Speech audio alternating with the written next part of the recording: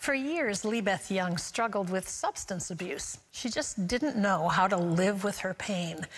After her tragic death, her parents were left to find out how to live with their own. Ed and Lisa Young are the founding pastors of Fellowship Church in Grapevine, Texas. For decades, this couple has preached the gospel and equipped people for the challenges of everyday life. 2 years ago, they faced their own challenge, the tragic, sudden death of their daughter, Lee Beth. It's an interesting thing how grief and joy can coexist. It's beyond my comprehension, because I have such joy right now, through the tears, through the story, but yet I'm grieving.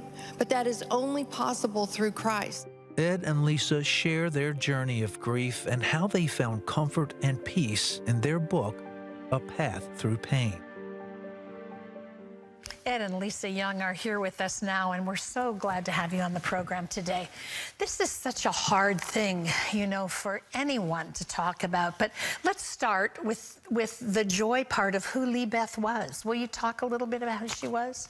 Yeah, she was a great, great girl. You know, she grew up in the church. Yes. She became a follower of Christ at a young age. I had the opportunity to baptize her, and she was really the model student and model church member as she developed and grew up. And thankfully, she felt a calling in her life to become a part of ministry. So she did that for several years. And she had the unique ability, Terry, not only was she creative, but she was also a leader, which normally those two things kind of oppose each other, yet for her, they merged. So she was with us for 34 years, and then tragically, suddenly, unexpectedly, due to her alcohol abuse, and I think mixing that with Adderall, it took her life, and it's definitely been an out of order death for us. And that's probably the hardest thing about the death of a child is it is out of order.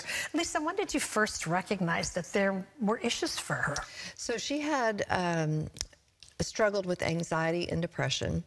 On and off, you know, a lot of teens do that, but it was never anything too serious. But then she involved herself with two relationships, dating relationships that just weren't right, and they didn't end the way she had hoped they would end, and she began self-medicating with alcohol. And the first episode that she had, she actually called me and she said, "Mom, I think I'm an alcoholic." And I was like, "What do you mean?" And then she came clean and told us what was going on, and she really did very well for a period of time, but then relapsed. And she involved herself in the 12-step program, which is an amazing tool for those struggling with addiction. But her body, I guess, just could not handle the shock. She was not a party girl. She was a secret binge drinker. And so... And it really didn't affect her work? No. Or it was difficult to even see it.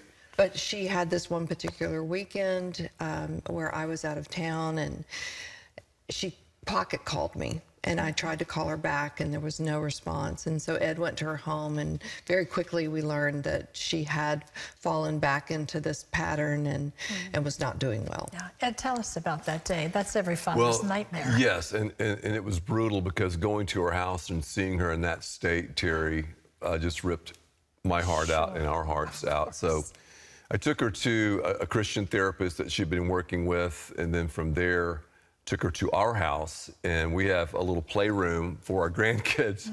And my office is right, I bet you understand that, don't you? But my office is right near there in our home.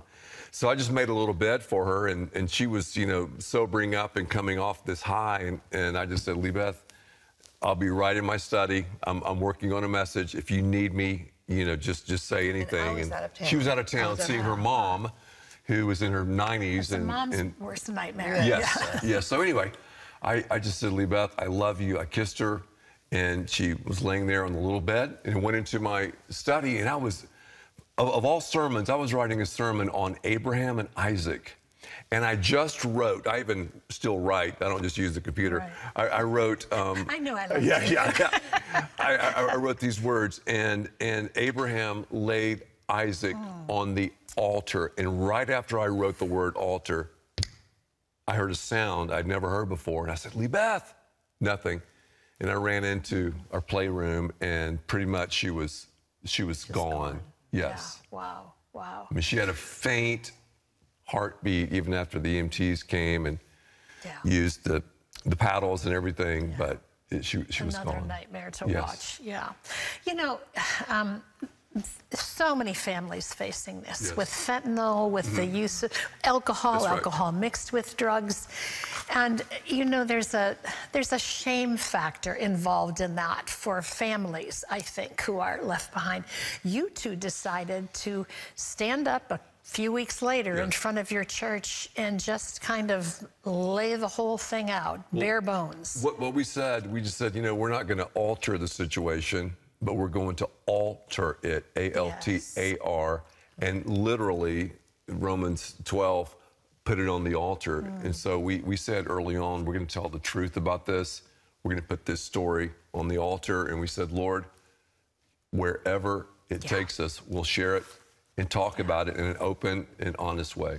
How did that impact your church? I have to believe that people opened up to you and came to you. Yeah. Yes, I would say pain is the great equalizer in humanity. And for those who think that they're the only ones going through it, that's far from the truth. And we felt like by sharing it, we were allowing people to say, wow, these people have a deep faith, and they're trusting God to walk them through this issue. And so we found that people leaned in. They wanted to see the authenticity. Ed had been preaching and I'd been teaching for 30 some odd years. Was our faith real? Could you really trust God? And they began to lean in, and our church has just grown through this even. Can I ask you how you did this? Because when a child is lost, it is out of order.